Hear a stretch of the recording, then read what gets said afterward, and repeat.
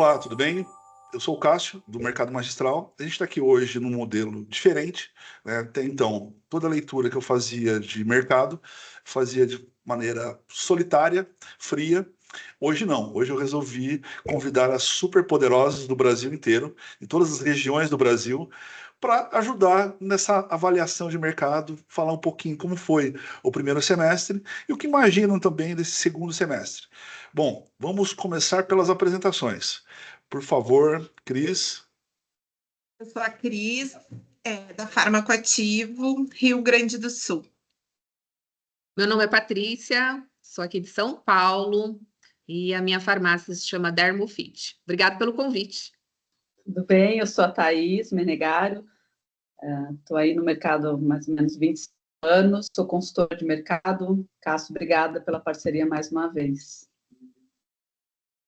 Vamos lá, sou Viviane Amaral, profissional do mercado magistral há 20 anos, mestre em gestão empresarial e aqui no Nordeste. Prontinho, e para finalizar, sou a Edna McPhee, da Farmapele Belém, e é um prazer muito grande estar junto com todos vocês, representando aqui o Norte e o nosso mercado tão querido da manipulação. Sou Flávia, da Qualis, Farmácia de Manipulação de Brasília. Bom, vamos começar. A gente vai dividir a apresentação em dois grandes blocos. A gente vai falar um pouco de sell-in, né, de como o mercado está se comportando com relação a compras, né, e depois sell-out, como o mercado está se comportando com relação à venda na farmácia. Sell-in. Sell-in é tudo aquilo que a farmácia compra, né? Então, a gente tem a entrada na farmácia. Vamos dar uma olhadinha como se comportou os preços médios de compra dos ativos. Quando a gente começa a avaliar o preço médio de commodities, a gente pode observar que está tendo uma leve reajuste, uma leve readequação, um reposicionamento de preços no mercado. Que nós tivemos uma baixa bem grande lá no ano passado, né? Quando a gente olha especificamente para os exclusivos, a gente percebe que há uma constância no crescimento dos preços. E quando a gente vai olhar especificamente o geral, né, o total, mostra essa tendência de crescimento também. O que significa essa tendência de crescimento? Que o mercado vem comprando produtos mais caros. O mix de compra da farmácia está sendo cada dia ficando mais caro para ela, né? Então mostra que há uma valorização nos itens que a farmácia está comprando. Tá? Eu não estou falando de volumes totais, estou falando no mix, na distribuição de mix de compra. Bom, deixa eu passar para a distribuição de mercado, ok? Quando a gente vai olhar especificamente a distribuição do mercado, né, como o mercado está distribuído com relação a produtos, a gente observa, né, que quando a gente olha em quantidade, o mercado vem diminuindo a quantidade de itens commodities, né? Então se tornando uma competição muito maior nos itens exclusivos no mercado, né? Mostrando que há uma tendência para crescer esses itens. E, porém, né, uma coisa extremamente importante, quando a gente faz uma avaliação financeira desses números que a gente está olhando com relação à quantidade de ativos, o peso do commodity ainda continua muito grande, né, com relação aos exclusivos no mercado. Mesmo os exclusivos tendo uma quantidade numérica muito maior. Tá? Algo que a gente precisa avaliar nesse mercado, né, como o mercado está se comportando, são esses números, é a movimentação dele, né? Então a gente observa que nos últimos 6 meses, né, no semestre que a gente está avaliando, 63 itens se transformaram em commodities. O que significa isso? Que mais de uma distribuidora começou a vender aquele ativo, né? Que esses 63 itens começaram a ser mais competitivos, né? Outra coisa legal de se olhar são esses 124, né? Que 124 itens, mais de uma distribuidora começou a vender eles. Ou seja, tinha mais de uma distribuidora vendendo e agora só tem uma distribuidora vendendo, né? Mostra um pouco o desinteresse ou a falta de produtos no mercado. Porém, o item mais importante a ser avaliado nesse slide, na minha opinião, é justamente esse número aqui, 1.377. O que significa esse 1.377?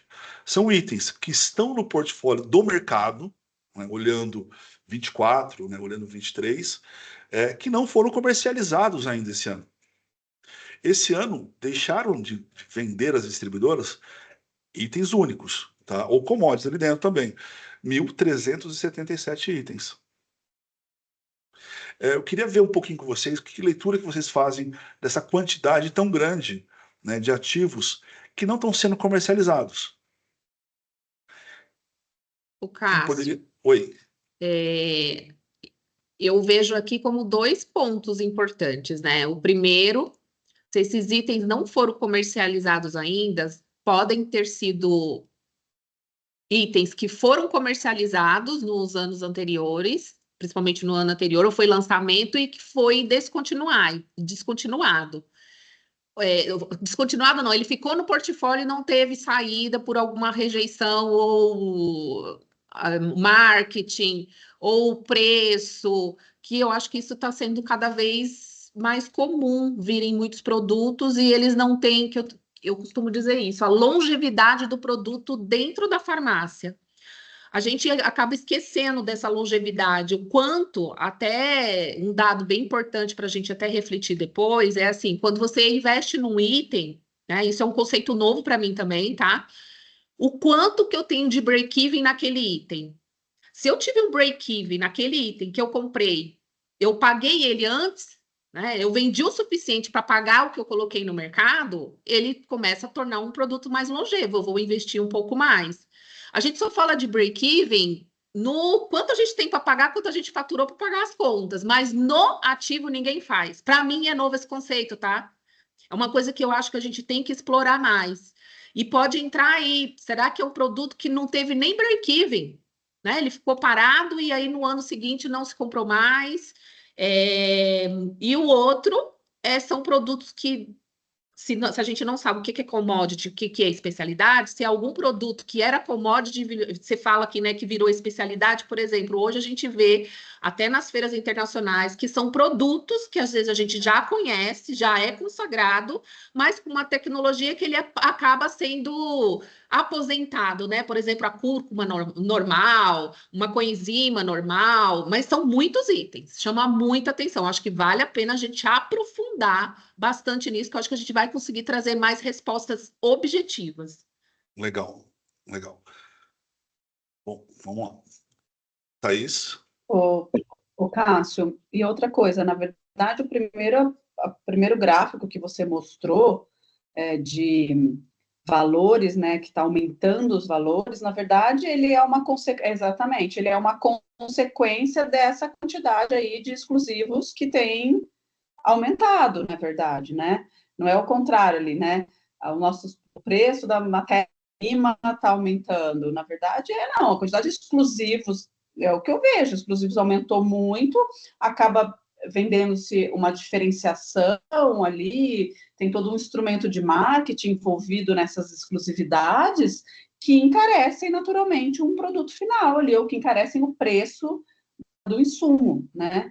Então, ele é consequência, para mim é consequência. Não é só o preço do insumo em si, como se a coenzima Q10 tivesse aumentado o preço. Eu acho que ela pode até ter aumentado o preço, mas assim, será que é a coenzima Q10 que aumentou ou é todo o aparato de marketing, das biodisponibilidades, das nanomicelas ou qualquer outra coisa embutida ali que está encarecendo um produto que de base não é para ser caro, entendeu? Ô, Cássio, E também, e isso não pode também estar relacionado, porque se a gente analisar o produto que foi o grande boom da Consulfarma de 2024, foi o Pepti Strong, né? Que é um produto que tem um valor, ele é mais alto. Ele não pode estar ajudando a subir essa média também? O volume de compra do Pepsi Strong para influenciar nessa média tinha que ser absurdo, né? Então a gente observa, por exemplo, melhor, eu esqueci de passar um conceito para vocês. O que eu entendo como produto exclusivo e produto commodity? Né? O produto commodity, para mim, é tudo aquilo que mais de uma distribuidora vende. tá? O exclusivo, para mim, é aquele produto que somente uma única distribuidora vende. Então, a gente tem, por exemplo, hipoteticamente, tá? K2 a 1,3%, somente uma distribuidora vendendo. Esse item, para mim, ele é exclusivo, né? Porém, a gente sabe que K2 é um commodity. Sim. Tá? Só para ficar o conceito mais claro para vocês. Quando a gente fala, voltando nessa questão do Pepsi Strong, o volume que o mercado deveria comprar para influenciar nessa curva de crescimento constante seria muito grande, né? Então, por que eu falo isso? Pela representatividade que ele tem no mercado, né? Vamos supor que, vamos pegar a cápsula como exemplo. A cápsula ela precisaria dobrar de valor para ela ter uma influência muito grande nessa curva de crescimento, tá? Bora lá? E uma outra coisa também bem ligada aqui a essa tua análise. O marketing hoje ligado a esses produtos, a presença deles em grandes congressos, a grandes patrocínios, a visitadores vindo até as cidades, isso com certeza ainda aumenta muito mais o preço desses produtos. E a nossa necessidade de tê-los no mercado, né, à disposição do prescritor. Então, Sim. quanto mais a gente vê a divulgação deles, maior é a nossa necessidade de compra, porque está tendo a visualização deles em congressos, em jornadas, em eventos, em todos os lugares. Ô, Cássio, em percentual, quanto de 24 para 25 e de 23 para 25? Não entendi a pergunta, Patrícia. Assim, de percentual, de quanto, assim, representou esse aumento de a ano a ano? Tem Eu em não, volume, né? Em valor aí, não é em tem, valor? mas eu não fiz essa comparação, tá? Posso fazer e É. depois disponibilizar. Viviane? Edna falou sobre marketing, né? Quanto mais se aumenta a visibilidade do produto, a força mercadológica dele, a ponto de chegar com o fornecedor também até o prescritor, potencializa a venda. Então, é todo um ciclo de vida do produto aí também, né? Que a mercadologia explica lá. Então, de repente, esse produto está lá ainda sendo maturado, com bastante força comercial para poder gerar impacto. Isso aí.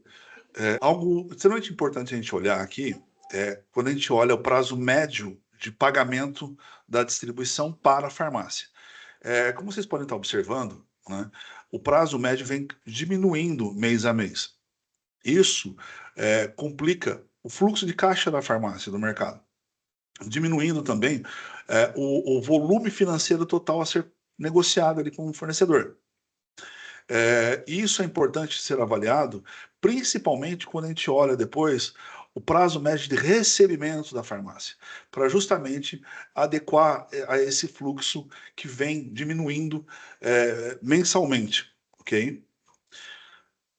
Bom, Por vamos aqui falar eu um pouquinho. também diminuí o prazo. Pois não? O que é?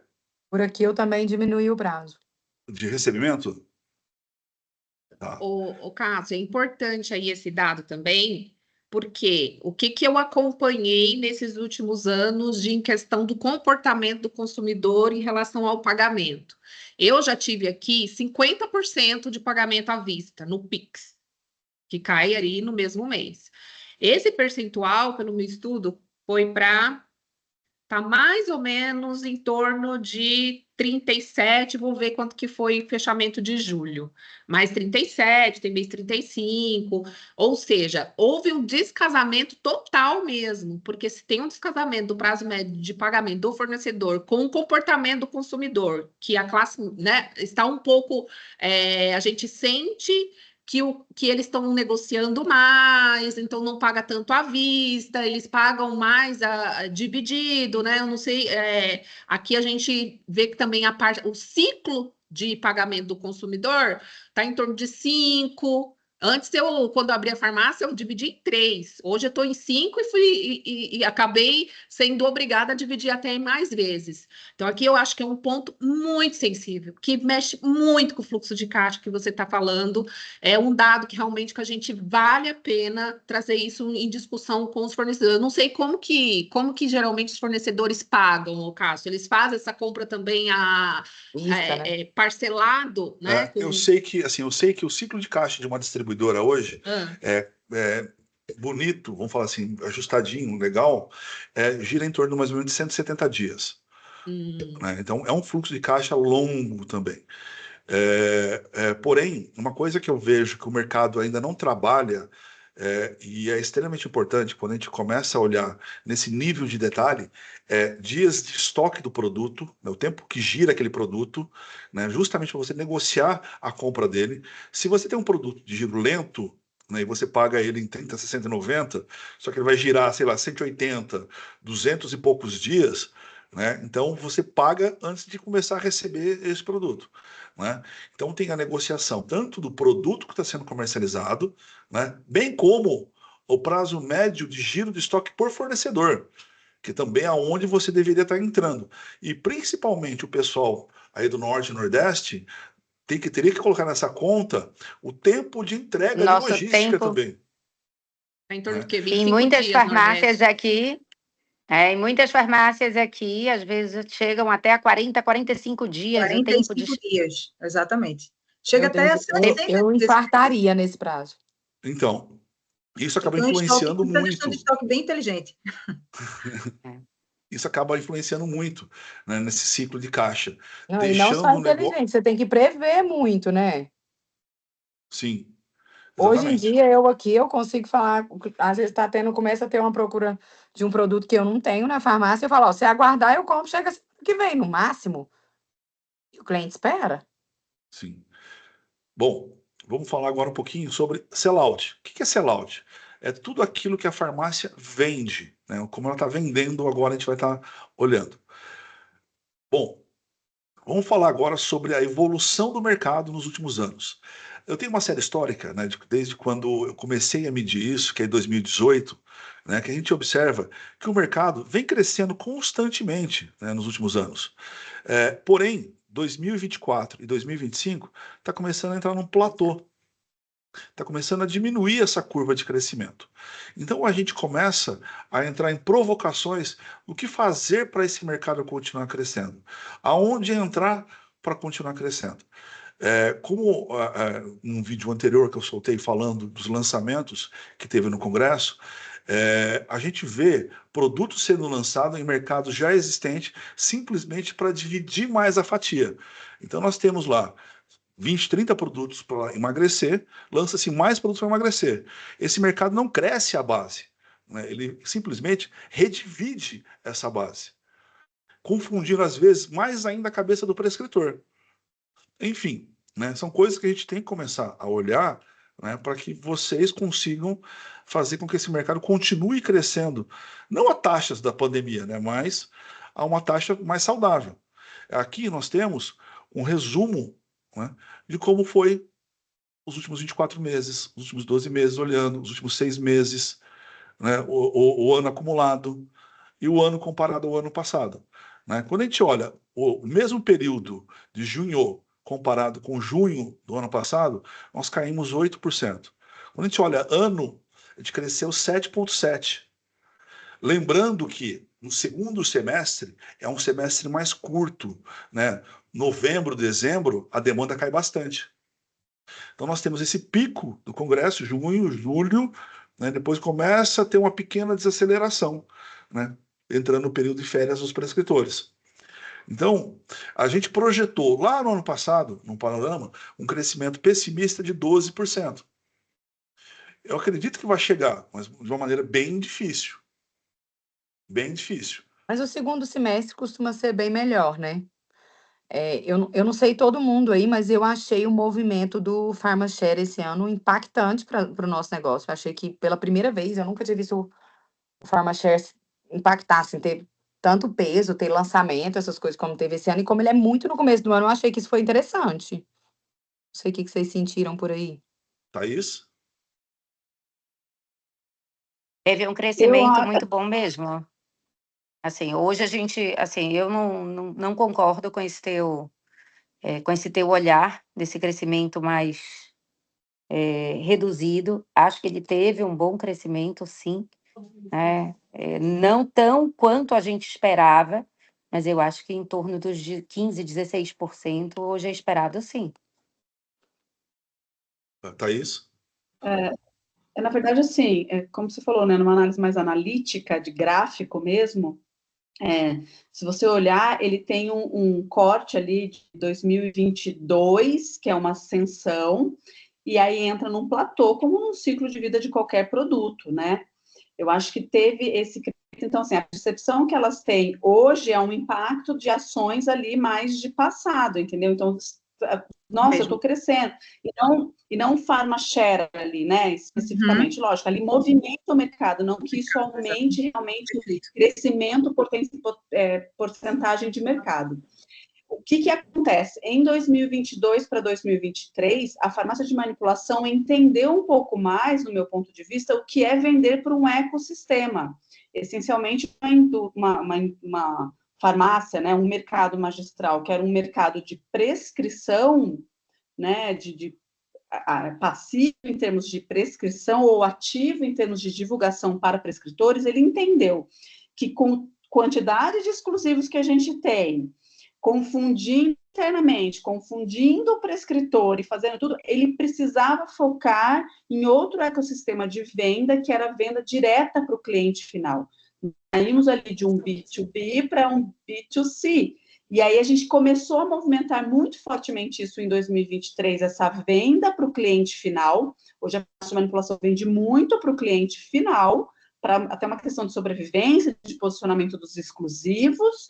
E aí, obviamente, como deu esse corte de crescimento em 2023, hoje, nesse ecossistema de venda para o cliente final, a gente começa a estabilizar. É o meu ponto de vista. Que eu vejo de uma forma geral o que está acontecendo. Eu concordo com a Thaís em um indicador em questão do... Eu acho que a gente está focando um pouco mais no B2C, a comunicação, a mídias digitais, o crescimento, inteligência artificial. Acho que tudo isso impactou em relação ao cliente final, sim. Aqui, por exemplo, hoje eu estou com a menor taxa de indicação médica. Eu estou mais com o cliente procurando. Hoje eu estou só com 30% de indicação médica. O resto é o cliente procurando e indicando outros clientes.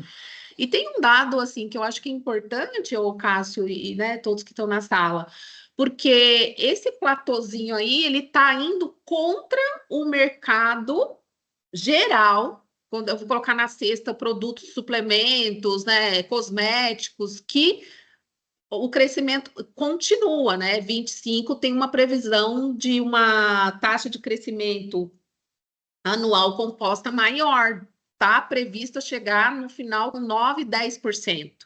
Então, o mercado de beleza, de cosméticos, suplementos, ele vem crescendo e não teve ainda esse impacto que vai contra, né, o que está acontecendo nas taxas de crescimento global e também brasileiro. Wellness, né? Cris? Oi? Cris. Isso. Fala. Eu acho, Paty, que isso... Tipo assim, se a gente for ver nas academias... Vamos pegar a parte de suplementação de academia, né? A gente está concorrendo com muitas lojas que as pessoas fazem esse marketing para cliente final e que a gente não estava sabendo fazer. Bem como vocês falaram, a gente está precisando melhorar essa nossa estratégia, porque o que aconteceu? Antes, a gente ficava, vamos dizer assim, parado, esperando a receita vir. A gente fazia, e muitas farmácias ainda não fazem a visitação, né? Então, as que faziam e algumas nem faziam, esperavam o cliente chegar. Hoje, a gente tem que pensar em fazer a visitação e também ver estratégias de trazer esse cliente final. E hoje, esse cliente final, a gente está concorrendo com loja de suplementos, supermercado, internet. Então, a gente precisa aprimorar esse nosso marketing, essa nossa maneira de comunicação com o cliente final. Isso que, assim, aqui no Rio Grande do Sul, a gente tem uma lei, né, que a gente pode ter todos esses produtos prontos no balcão. Tem uma lei estadual que a gente pode ter. Então, assim, em alguns lugares, muitas têm liminar, né? E outras não têm, o que eu acho que fica muito mais difícil. Tipo, aqui a gente trabalha muito exclusivo de balcão. Se eu fosse depender disso só de prescrição, tava ralado, eu devo estar no mesmo percentual da Paty aí, com uns 40% de prescrição e mais é muita indicação mesmo de balcão. Vivi? Falar um pouco sobre a comunicação integrada na relação B2B e B2C, porque é muito bacana quando há essa sinergia de comunicação, né, do B2C com B2B, porque gera força de mercado a depender dos ativos. Porque a partir do momento em que você discute com o seu cliente final um produto e você conversa também com o prescritor lá na ponta, também o mesmo produto, a credibilidade de mercado da farmácia e a posição que ela está se colocando, tanto na comunicação com o cliente final quanto o prescritor, traz uma solidez, assim, fantástica. Então, quanto mais essa comunicação sinérgica acontecer, a força comercial tende a crescer. Então, a força que você chega no prescritor para conversar de determinados ativos, você pode falar também com o seu consumidor final. Thaís? Só para concluir também esse raciocínio, como a Vivi falou, uma coisa é fato, qualquer ciclo de vida de produto de conceito administrativo base. Primeiro a gente, né, tá lá embaixo, a gente cresce, a gente entra num platô, e a gente indica que nós estamos entrando num platô, né? Se nós não fizermos nada, não necessariamente inovação, nós vamos cair. Isso é fato. Então, assim, sinergismo de B2B com B2C, mudança de posicionamento em ecossistema, outros canais de comunicação. Eu não sei, é que é muito, assim, é muito rápido para eu fazer essa análise aqui, né? Estou dando, obviamente, sugestões, mas a gente precisa ali fazer alguma coisa nesse momento para que esse platô ele cresça, porque você só cresce se você faz alguma coisa, senão ele vai cair. Será que tem um lugar aqui onde a gente bate palma? A gente está só levantando a mão para falar, era umas palminhas, né, Cássio, para a gente colocar aqui.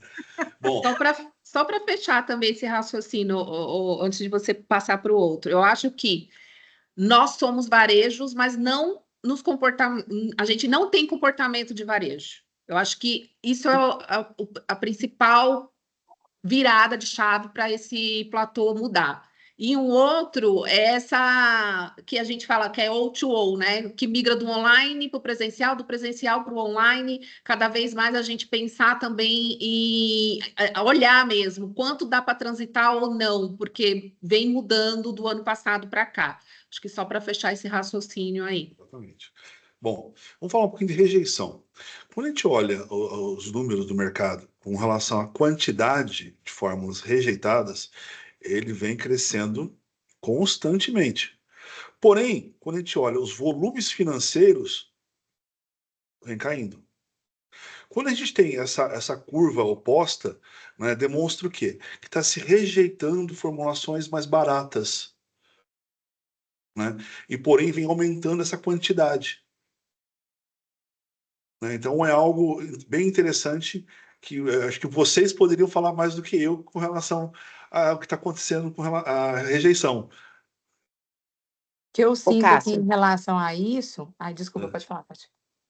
Não, pode falar, Flavinha, fala tranquila. O que eu sinto em relação a isso é uma receita de prescritor e uma indicação de balcão. A pessoa que ela vem sem a receita, ela não paga muito em fórmula cara. Então, quando ele vem ali, que ele viu um produto que é muito caro de um fornecedor, aí ele chega e ele acaba não comprando. Agora, quando ele vem com a receita, é muito difícil ele rejeitar.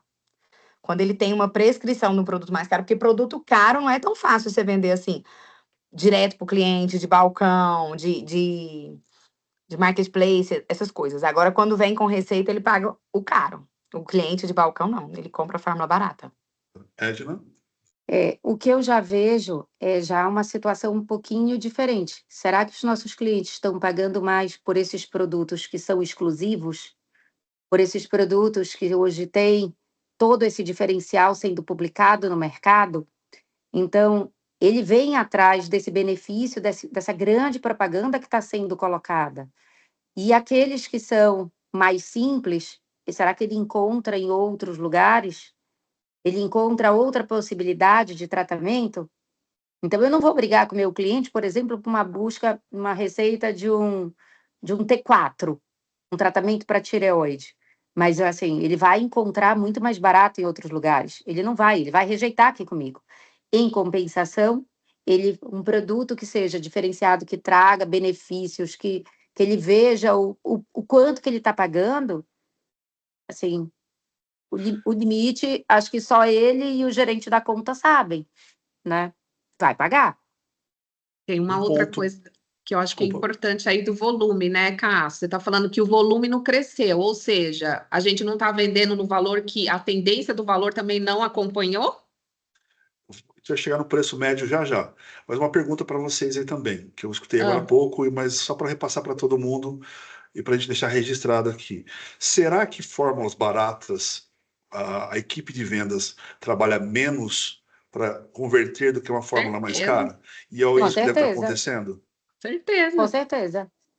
Eles Absoluta. querem atingir metas, querem ir atrás de resultados, eles vão atrás de tickets maiores. É, menos Aqui esforço. na farmácia, se entrar floral e homeopatia, ninguém quer. Ou seja, aumenta o nível de rejeição do floral e da homeopatia. né? Por isso, daí o valor vai caindo também, né? Querendo Eu ou nem não, a faço, homeopatia eu nem tem faço mais, Flávia. Querendo ou não, a homeopatia tem uma margem interessante, né? Bom, Mas vamos falar agora de preço médio. Preço médio que está sendo Desculpa, e a comercializado. culpa é nossa mesmo. Desculpa, Cássio, a culpa é nossa mesmo. A culpa é nossa a partir do momento que nós aceitamos colar adesivos de exclusividades em nossos potes. A culpa é nossa. A gente tem parte de responsabilidade nisso. Nós aceitamos isso lá atrás. Bom, vamos falar agora de preço médio. Quando a gente olha o preço médio sendo praticado hoje pela farmácia, a gente vê nitidamente que há um crescimento constante nessa precificação média. O bacana é quando a gente abre essa precificação média pelo não presencial e pelo presencial. Né? A gente vê crescimento de um ano para o outro, né, em ambas as bases, né, em ambos os canais. Isso também é bem, bem legal. Porém, quando a gente olha a média praticada pelo mercado, né, que é o 151,77 aqui em 2025, e compara com outras especialidades, para ver como está se comportando esse mercado. Então, por exemplo, quando a gente olha Nutri, médias de 169, sendo que a média geral é 151. Dermato, 131. Clínico geral, R$ 137. Né? Numa outra discussão que a gente estava tendo, dermato, na minha opinião, pelo tipo de produto, deveria ser mais alto, não deveria? cadê os endócrinos aí, nutrólogos? Não, eu só peguei esses três. Justamente por Por causa que você acha que dermato teria que ser maior? pelo tipo de produto mesmo. Porque Personalização. Então, Hã? mas Mas eu acho que o minoxidil baixou muito esse ticket médio. Exato. A composição da receita que o dermato indica são produtos com tickets menores. Então, assim, entra o minoxidil, entra a loção tônica, entra o sabonete. O que compõe a receita, o ticket é menor de cada fórmula. Entendi. Ao contrário de suplementos, que daí Mas, Cássio, aí é ticket médio por fórmula ou por receita? Fórmula. Então, acho que está dentro. Eu não acho que é muito mais que isso, não. Tá. Bom, vamos entrar agora. Mas será que não traz também, né, a questão da personalização aí dentro? Que a gente vai trazendo opções de trazer para eles produtos associados que elevem o ticket? Na nutrição, isso é bem claro. Na dermatologia, em outras especialidades, eles têm produtos aí concorrentes. Então, o quanto que a gente está levando disso? O quanto que a gente hoje só procura levar o mesmo produto que as grandes indústrias fazem? Aonde está o nosso papel de diferenciar as formulações para eles? Então, é muito também de uma análise de mercado. Se eu levo diferenciais, que é como a gente leva para a nutrição, como a gente leva para a nutrologia, por que que na clínica geral ou na dermatologia a gente está andando de forma diferente? Por que que eu não levo opções diferentes para que eles possam prescrever receitas com tickets mais altos. Isso traz também uma análise para o nosso trabalho mesmo. Bom, vamos olhar agora um pouquinho, com base no que a gente acabou de ver agora de precificação média, por ativo, né? Então, eu separei alguns ativos exclusivos e commodities para a gente ter uma referência de como o mercado está se comportando. Lembrando, né, que a linha laranja é a média do mercado, 151,77, o mercado pratica. E embaixo, nós temos Pepstrong, o mercado está comercializando em média R$ 509. O C2 sendo comercializado a R$ 282 em média. Morozil, R$ 324. Midburn, 391. Ex-Nutrient, R$ 379. Cápsulas, 153. Cápsula está aqui pela importância. Coenzima Q10, R$ 227. Naltrexona, R$ 187. Minoxidil base, R$ 126. Bom, pegando essa mesma gama de produtos, a gente vai olhar o que agora? Fator. Quais são os fatores médios que estão sendo comercializados esses itens? A média de mercado é 5,1, tá? Pepstrong, 3. O C2, 3,44. Morozil, 4,44. Midburn, 3. Ex-Nutrient, 3,14. Cápsulas, 6,2. Q10, 5,7. Naltrexona, 4,6. Minoxidil base, 7,59. Para a gente só fechar o raciocínio, né, vamos olhar especificamente agora a margem bruta desses itens. Por exemplo, a média, 80,36. Pepstrong, 66. O C2, 70,9, 71. Morozil, 77. Midburn, 67. X, 68. Cápsulas, 83. Q10, 82. Naltrexona, 78. Minoxidil base, 86. O conjunto desses itens, né, somados, dá um share nos exclusivos de 5,8 e no commodity 13,44, dando um total de quase 20% do mercado, da representatividade de mercado, né? Só vou voltar aqui agora para a gente debater um pouquinho sobre essas informações. O que vocês acham desses números, dessas representatividades?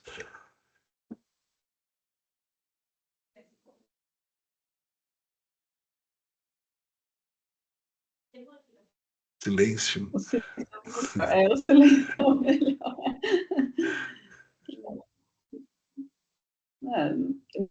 Tem ali, né, Cássio? Eu não sei se foi proposital ou não, né? Mas olha, de novo, a gente volta para a mesma análise. Olha os exclusivos e olha o que é commodity ali, né, em termos de valor ali, né, enfim, de preço médio. Aí leva toda uma cadeia, novamente, para viver esse mundo aí, né, que a gente está vivendo. Tem um preço médio maior, aumenta seu ticket médio, a representatividade, enfim, aí a gente fica nesse momento aí, que está difícil de sair, né? Eu acho que talvez se a gente tivesse a oportunidade de fazer uma segunda análise, vamos fazer um brainstorm aqui, quais as opções que a gente tem ali para levar em pauta uma discussão com os fornecedores para sair um pouco desse contexto aí, né? O Cássio. Oi. O que me chama a atenção aqui? A margem bruta, né, que já tem produtos ali que bateu 60%. Imagina a margem líquida. Que é o que interessa, é a última linha. Aí entra aquele papo que você puxou, o break-even do produto. Os exclusivos deixando o markup muito pequeno. Aí uma outra pergunta também que me veio em mente. Quando se negocia muito bem os commodities, no caso ali a cápsula, ele acaba contribuindo bastante com a margem do exclusivo, né? Então, um mix de negociação mais fechadinho, ele se torna muito mais rentável ali para a farmácia também, né? Então, quando a gente compra de forma matricial, que eu falo, que é o quê? Quais são os itens que trazem bastante dinheiro para o meu negócio? Eu consegui negociar ele muito bem. A cápsula, exemplo, que está aí dentro, né? Tem um peso muito grande no negócio da farmácia, né? Que contribui na última linha lá que a Patrícia estava comentando, né? De forma absurda. Né? Então, você tem lá um item de 5% de representatividade de mercado que vai em 70% da produção da farmácia. Cássio, posso fazer aqui um comercial para o teu Claro. programa? Então, tá Claro. bom. Desde que eu conheci, assim, acho que meu bom dia sempre é olhar o Hello Pharma. E uma das coisas que eu sempre faço, antes de sugerir ou montar uma formulação, é pegar um produto que hoje é exclusivo e associar um commodity de alto valor para me deixar uma rentabilidade maior. Com isso, eu consigo ter negociações melhores até mesmo no meu balcão. Então, as formulações, elas trouxeram uma rentabilidade maior quando eu passei a olhar, né, o que estava me deixando de margem, produto 1 ou produto 2. Por que eu vou escolher a coenzima 1, 2 ou 3? Qual é a que melhor ali está casando? E aí eu faço essa associação. Fantástico. Então, sempre nas sugestões dos materiais médicos, há um olhar na compra e no markup que ela está deixando. Então, isso é muito bom. Meu olhar passou a ser muito mais estratégico no meu dia a dia de gestão e olhar como farmacêutica e como gestora. Então, isso é muito legal. Eu quero levantar também um ponto. Fala, Flávia, por favor. Eu ia falar que essa porcentagem do minoxidil base aí, ela acaba sendo um pouco assim, falsa, entre aspas, porque ali no minoxidil ele entra um quesito que nenhum dos outros tem, que são as análises, né? Então, ele tem uma margem um pouquinho mais alta que os outros, mas acaba que a real deve ficar quase igual. Porque tem muita análise que tem que ser feita e que não entra no preço do produto, né? Mas tem muita análise que faz que os outros não têm. Que eu acho que é por isso que ele tá com uma margem um pouco melhor. Porque quando eu comecei mesmo, eu vendia minoxidil, eu aproveitava, porque quase ninguém tinha. Agora tá baratinho, né? Eu queria Patrícia? colocar aqui, Cássio, que eu acho que vale a pena a gente discutir depois isso, porque eu acho que é até um conceito e um olhar diferente, porque a gente está falando, nós somos varejo, mas a gente se comporta com varejo. Isso aqui mostra claramente isso, que é usar aquela pirâmide, né, que até todo mundo fala que é da Zara. Então, assim, quanto esses produtos novos traz novas receitas, quanto que ele tem de margem de contribuição no meu produto final. Por exemplo, o Pepti Strong ficaria fora disso, porque ele é sozinho, né? Ele vem sozinho numa formulação. O ex-Nutritim já vem uma composição. E em cima desse olhar, quando a gente fala de varejo, né, dessa pirâmide, não só olhar somente o markup, essa margem de contribuição, e o que ele está incluso, quanto que eu gasto para fazer mão de obra, que é exatamente juntar o que a Edna falou com o que a Flávia falou. O minoxidil, por exemplo, nós temos outras coisas que envolvem nele, né? É uma análise. Num produto, por exemplo, o Pepti Strong, a margem é menor e ele é isolado, quanto que eu gasto para fazer ele de mão de obra, de custo. Então, assim, eu acho que a precificação, ela é muito profunda mesmo, porque nosso mercado não tem esse olhar como varejo.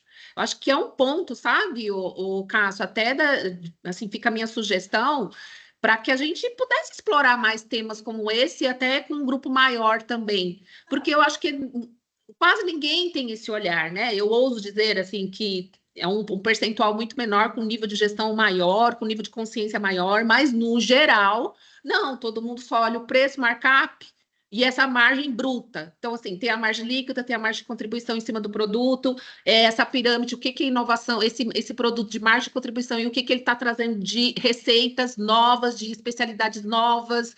Então, assim, aprofundar mesmo. Acho que a gente tem grandes oportunidades, até mesmo dados para também negociar também com o fornecedor. Pera lá, né? Então vamos lá, tem esse produto aqui. Quanto que ele está realmente me deixando, mas não só pensando no markup, né?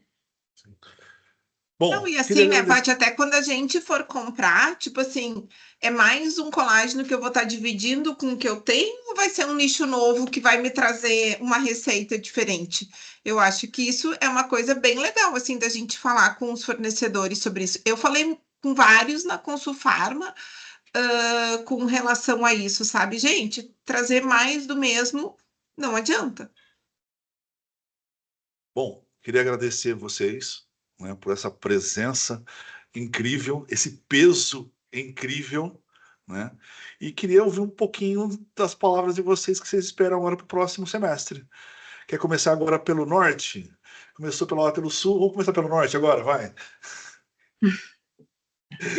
Ó, eu acho que esse segundo semestre, como tu falastes, né, ele é um mês, é um período mais curto, onde a gente já entra em julho com férias e dezembro com férias.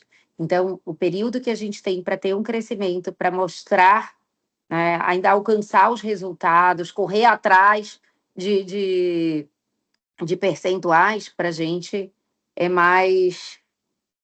Esse período é mais curtinho, mas eu acho que é um ano promissor. A gente tem muita. Acho que tem muitos desafios, mas acho que desafios bons e alcançáveis. Acho que é isso. E se unirmos as forças, acho que se a gente tiver que olhar sobre gestão, com certeza os números chegam. Então, Viviane, Primeiro, Cássio, te agradecer, porque esse movimento é um movimento em que o mercado realmente precisa, é um movimento crítico, sobretudo analítico, diante de dados que elevam o mercado magistral. Dizer também que a sensação que fica para o segundo semestre é que aumenta a responsabilidade, né? Uma responsabilidade aí muito voltada para o recurso. Quais são os recursos que a gente vai ter para gerar movimento no mercado? E aí, de repente, até acho que, como a Thaís falou também na discussão, conversar, de repente, até fazer um brainstorming com os fornecedores depois, no segundo momento, para a gente entender quais são os recursos que se tem para gerar esse movimento de mercado, né? Tem uma questão que a gente colocou que foi o wellness, né? Uma tendência aí que de repente até quando a gente olha para o número vê que a nutrição cresce, sobretudo a gente olha que o mercado de wellness também cresce, então as coisas estão aí muito correlacionadas. E mais uma vez agradecer. Assim, acho que é isso aí que a gente precisa realmente para gerar movimento e gerar análise crítica. Obrigada. Centro-Oeste agora. Vamos lá, Flávia. Então, eu sou uma pessoa muito esperançosa, né? Então, assim, eu acho que a gente vai conseguir ainda ter um resultado melhor do que a gente esperava do ano. Eu acho que a gente vai, por mais desafiador que seja, assim, por mais curto que seja, para mim o segundo semestre é muito melhor, é muito mais impactante. E eu acredito muito que isso é reflexo, sim, da Consufarma, que traz ali muito lançamento. Eu acho que todo mundo vai e pega mais ali firme no marketing e traz resultado para todo mundo. Então, eu acho que ele sempre é muito bom, por mais que a gente pense que às vezes o PharmaShare não tem impactado tanto. Eu acho que as pessoas começou com um marketing mais antecipado, não deixou tanto tudo para julho, como costuma ser. Então, eu acho que começou o ano um pouquinho mais aquecido do que o normal, mesmo o crescimento tendo sido mais baixo, assim, né, um 7% que não é tão relevante no geral, assim, como um todo. Teve alguém que falou aí, assim, a gente tem que ver o que precisa movimentar. Graças a Deus o meu não foi 7%, mas a gente está fazendo alguma movimentação diferente. Então, eu acho que se todo mundo começar a se movimentar, cada um ver onde que pode melhorar, o que consegue fazer, a gente consegue ter um resultado melhor que 12%. Acredito que agosto vai ser um mês muito bom. Para mim, costuma ser o melhor do ano. E eu realmente acho que a gente vai conseguir chegar aí no final do ano com um resultado melhor do que a gente imagina. A gente vai se surpreender com o ano. Eu acho que o Sim. mercado da saúde está muito promissor. As pessoas estão muito vaidosas, muito cuidadosas, apesar de ter aí uma concorrência, como a Edna falou, que às vezes coisa mais barata, a pessoa não compra uma manipulação, compra na drogaria.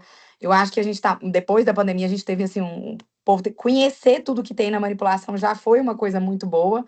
E as pessoas querer juntar, às vezes, a vitamina D, que é muito barata, mas junto com uma outra coisa que é mais cara, uma vitamina K da vida, um pouco mais cara, que não é cara, mas já sobe um pouco. Então, eu acho que a gente ainda cresce muito. Acho que essa parte aí da legislação nova sobre exigências de produtos acabados nos suplementos pode ajudar o nosso mercado também.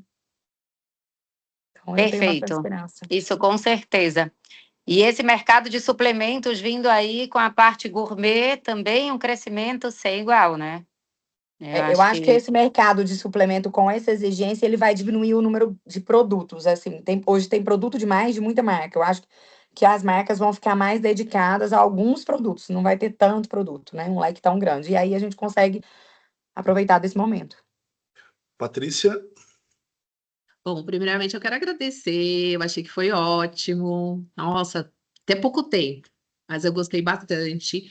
Quais são as minhas expectativas? Apesar de serem 4 meses, está positiva, muito melhor do que o primeiro semestre, por alguns motivos. Porque julho eu já considerei bom, sendo que é um mês de férias, é um mês desafiador, as pessoas viajam, e o meu mês de julho, comparado ao ano passado, ele teve crescimento de 20%. Então, eu tenho certeza que agora esses 4 meses vão ser melhores. Novembro tem menos feriado, então a gente vai ter mais dias úteis.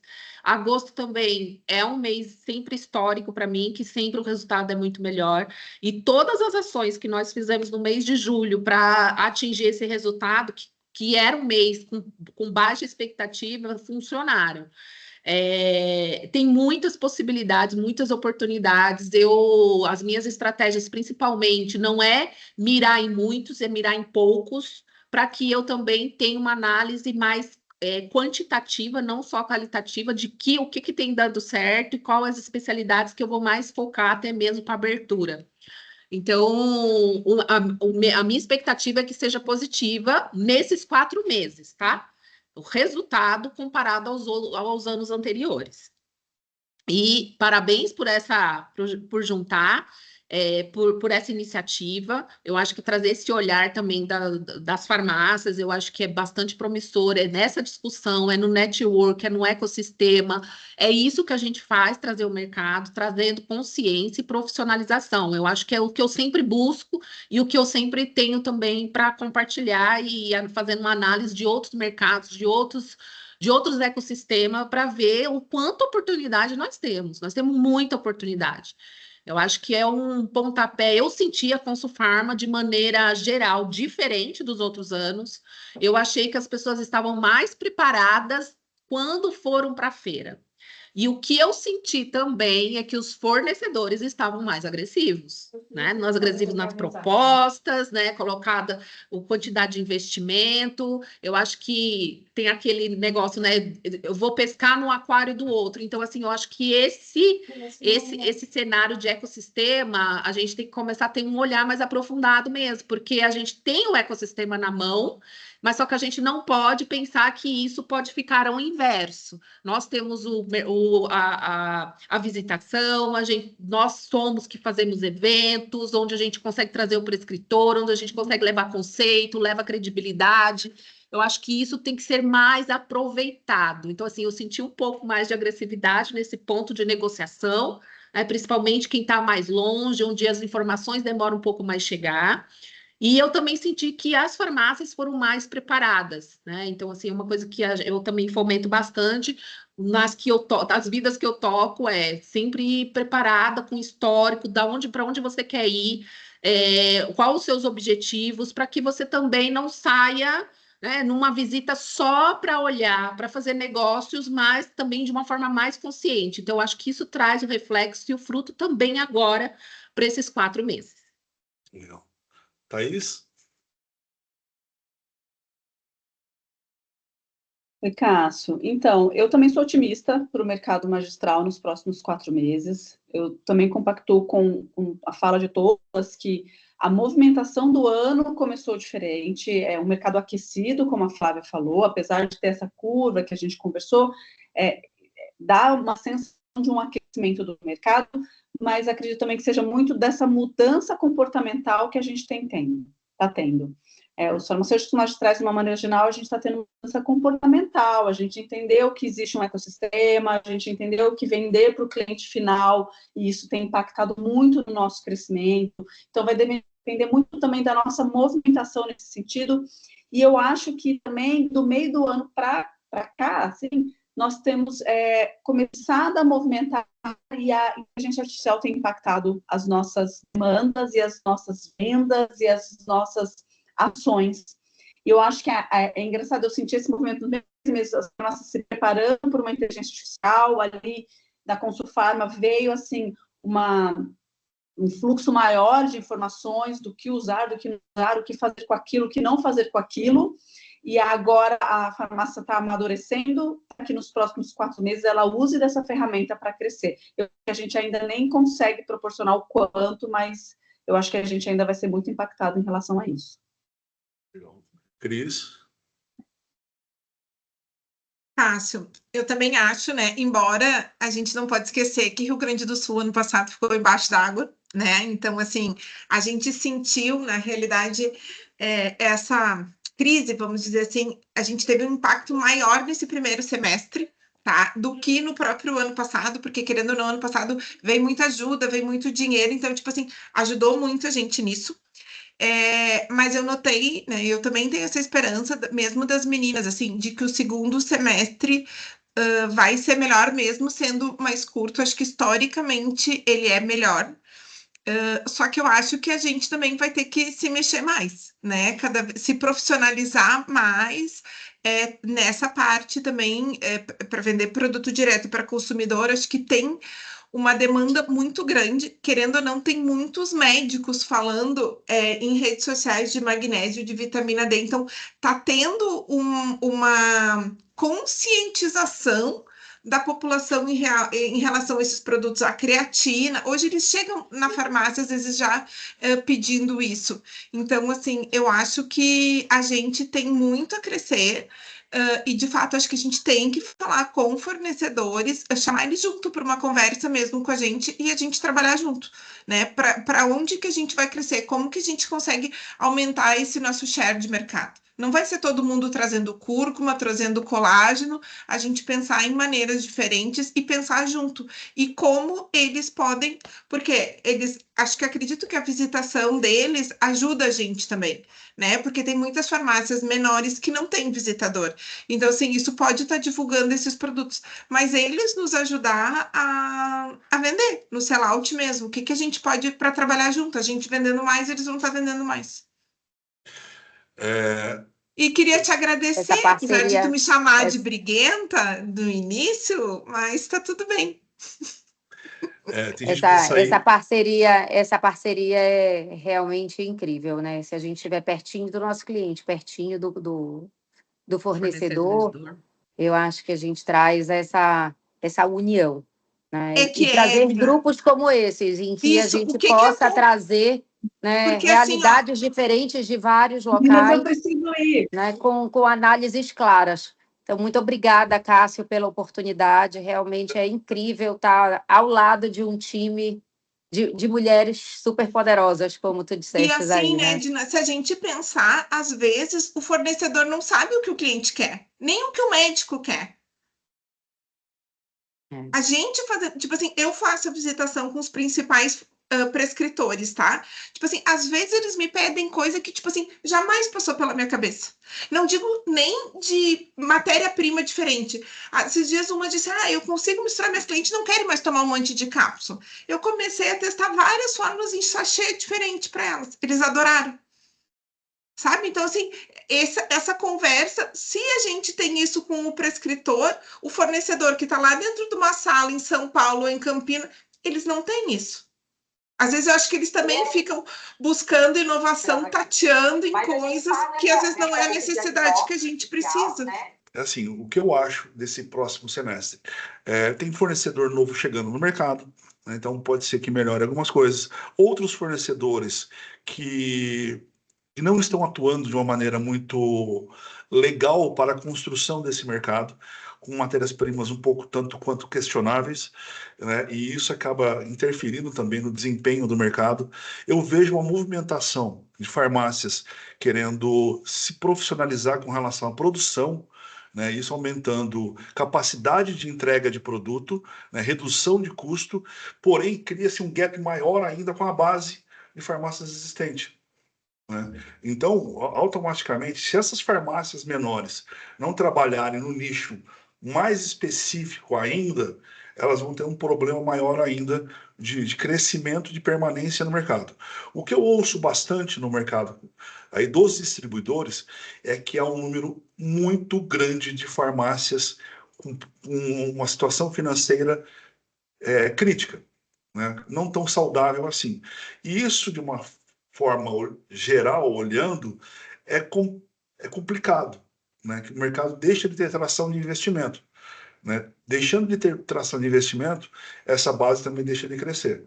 Então, o distribuidor tem que olhar com um certo carinho como trabalhar esses pequenos que estão com gap de produção, né? Sem poder aquisitivo para fazer investimento, para poder continuar com essa capilaridade.